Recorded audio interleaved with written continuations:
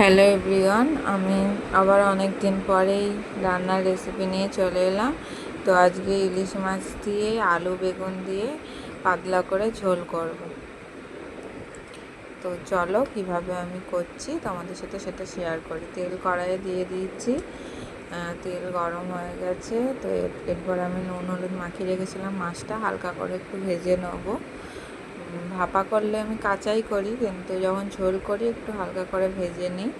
আর ওইদিকে আমি একটা পেস্ট করে নেব, যেখানে ছিল আদা লঙ্কা আর টমেটো, পেস্ট করে নিয়েছি। আর এদিকে মাছ ভাজা হচ্ছে, হালকা করে একদম ভাজবো, এপিট ওপিট উল্টে নিলাম। তো মাছটাও আমার ভাজা হয়ে গেছে, এবার মাছটা আমি তুলে নেবো।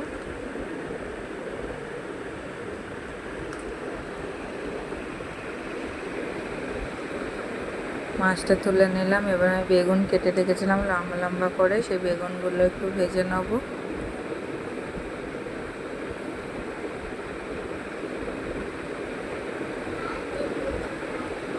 একটু নুন দিয়ে দিলাম।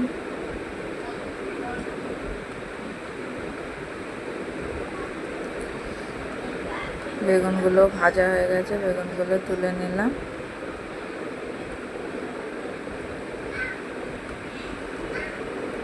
এরপরে আমি আলু কেটে রেখেছিলাম, সেই আলুগুলো দিয়ে দিলাম।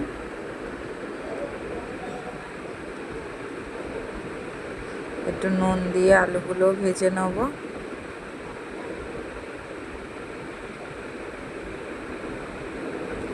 আলুগুলো ভাজা হয়ে গেছে, আলুগুলো তুলে নিলাম।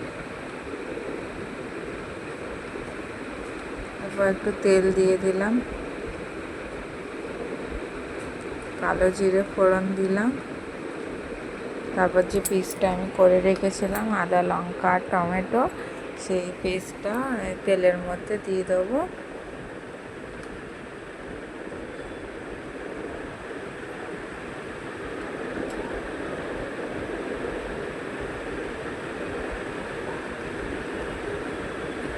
পেস্টটা দিয়ে দিয়েছি, দিয়ে ভালো করে একটু কষিয়ে নিতে হবে।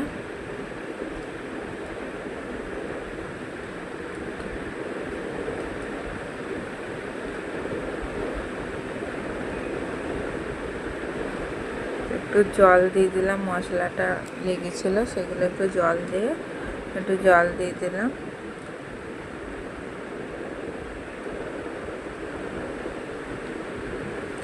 এখানে হলুদ গুঁড়ো দিলাম,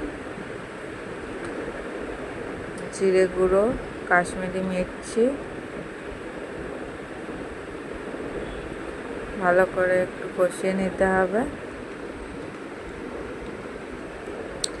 এবার একটু ধনে গুঁড়ো দিলাম,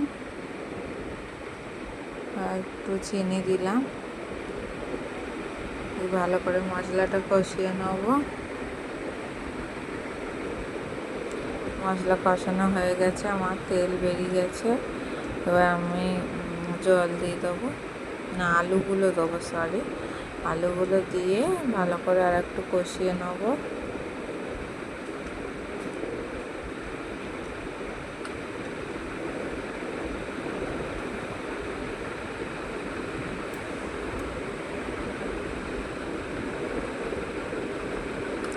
ভালো করে কষিয়ে নেব আলু দিয়ে।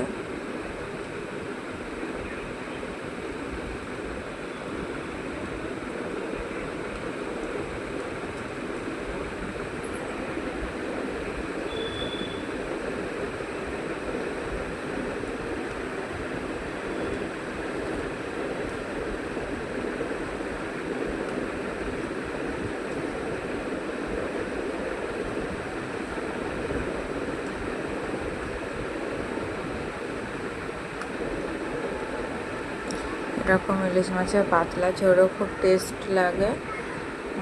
সব ইলিশ মাছের সব রেসিপিই খুব দারুণ লাগে খেতে। তো এরপরে আমি জল দিয়ে দিলাম, জল দিয়ে এবার চাপা দিয়ে দেবো, আলুটা যেন সিদ্ধ হয়ে যায়।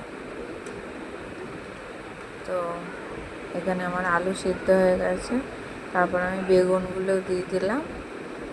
বেগুনগুলো লাস্টে দিলে এই কি যে বেগুনগুলো গোটা গোটা থাকে। তারপরে আমি মাছগুলো দিয়ে দিলাম,